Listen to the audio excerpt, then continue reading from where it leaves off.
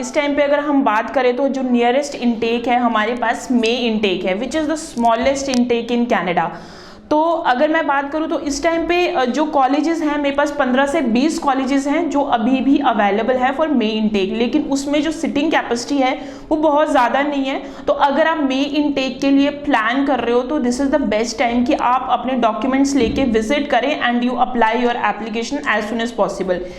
मैं आपको लिस्ट बता देती हूँ कि इस टाइम पे कौन कौन से कॉलेजेस हैं जो सो दैट आपके पास थोड़ा सा पिक्चर बन जाए कि हाँ मुझे इस कॉलेज में अप्लाई करना है। सो मैक्सिमम जो मैं कॉलेजेस बताऊंगी वो पब्लिक कॉलेजेस हैं, जैसे कि आप सबको पता ही है कि हमारा जो फोकस है वो पब्लिक कॉलेज ही है। तो Lampton college is open for may 23 intake. Lampton college की अगर मैं लोकेशन की बात करूँ तो ये बिल्कुल प्राइम लोकेशन पे है। टोरंटो, मिसिसागा एंड सारिया इनका कैंपस है। सो टोरंटो, मिसिसागा हर किसी के लिए एक प्राइम लोकेशन होती है। इनके पास PG diploma, post graduate diplomas पड़े हुए हैं and duration is 2 year. And ये जो प्रोग्राम देते हैं ये कोऑप के साथ देते हैं। जो भी स्टूडेंट्स पीजी डिप्लोमा के लिए अप्लाई करना चाहते हैं तो this is the best time. इस टाइम पे बिकॉज इनके पास सीट्स बहुत लिमिटेड हैं और इनको भी अपनी सीट्स फिल करनी है, तो इनका एक तो कोई एप्लीकेशन फीस नहीं है एंड दूसरा इनका टर्न अराउंड टाइम है for us it is very minimum.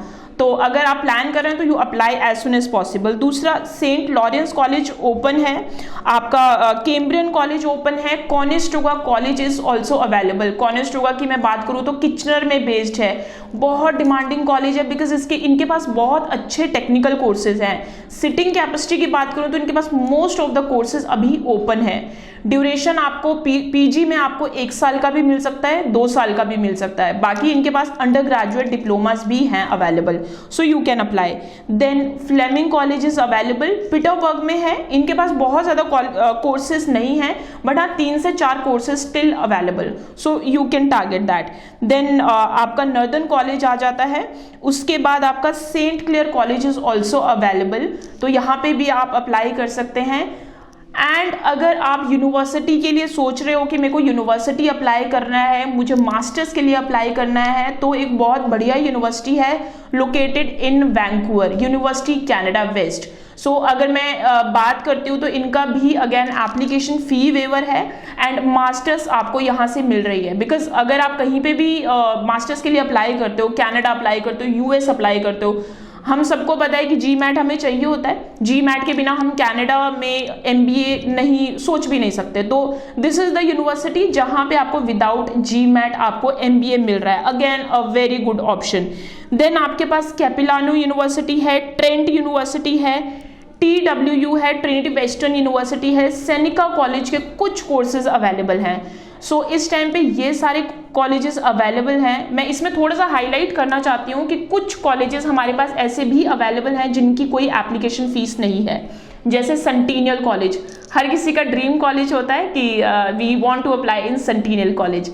And then again Lambton college. तो ये 2 कॉलेजेस ऐसे हैं जिनका कोई एप्लीकेशन फीस नहीं है, सो you can just put your application.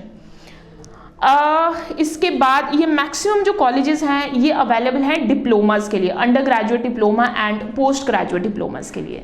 अगर हम डिग्री के लिए अप्लाई करते हैं स्टूडेंट का, एक तो जो एप्लीकेशंस होती है एप्लीकेंट्स कंपैरेटिवली कम होते हैं, ऑटोमेटिकली कम एप्लीकेशंस पे कोटा तो वो स्पेसिफिक होता ही है।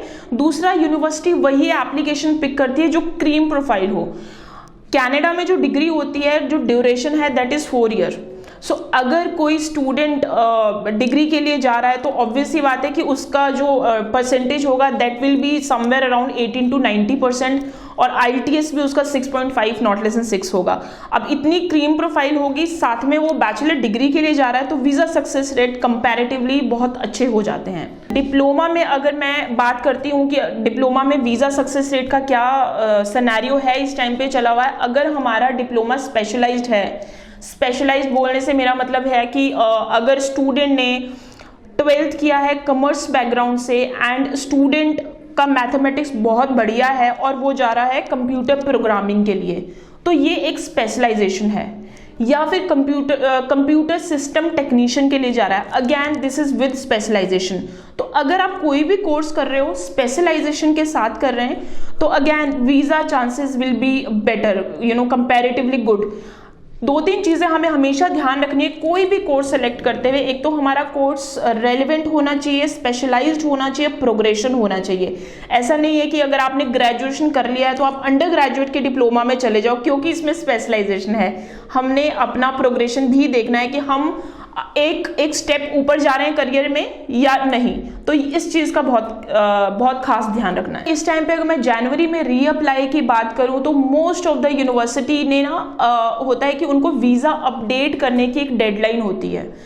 कोविड के बाद पहले इतना नहीं था, लेकिन अब ये कोविड के बाद ऑनलाइन क्लासेस, रजिस्ट्रेशन ये बहुत ज़्यादा बढ़ गया है, तो इनका ये एक रूटीन में आ चुका है। तो अगर आप जिस भी यूनिवर्सिटी का आपका इनकेस अगर आपका रिफ्यूज़ल आ गया है और आप जनवरी इनटेक के लिए रीफाइल करना चाहते हैं तो सबसे पहले आपको अपने कंसल्टेंट या काउंसलर से ये चीज़ पूछना बहुत ज़रूरी है कि मेरी वीज़ा अपडेट की जो डेडलाइन है वो कब की है।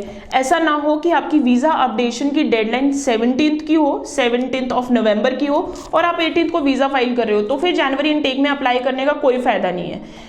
अगर आपके पास वीज़ा अपडेशन की डेडलाइन अगर आपके पास रहती है देन ही आप जनवरी इनटेक में चांस लीजिएगा, अदरवाइज आप मई इनटेक के लिए डेफर कर सकते हैं। अगेन डेफरमेंट की भी डेडलाइन होती है, तो ये आपको अपने कंसल्टेंट या अपने काउंसलर से ये चीज़ें वेरीफाई करना is very very important. Thank you so much.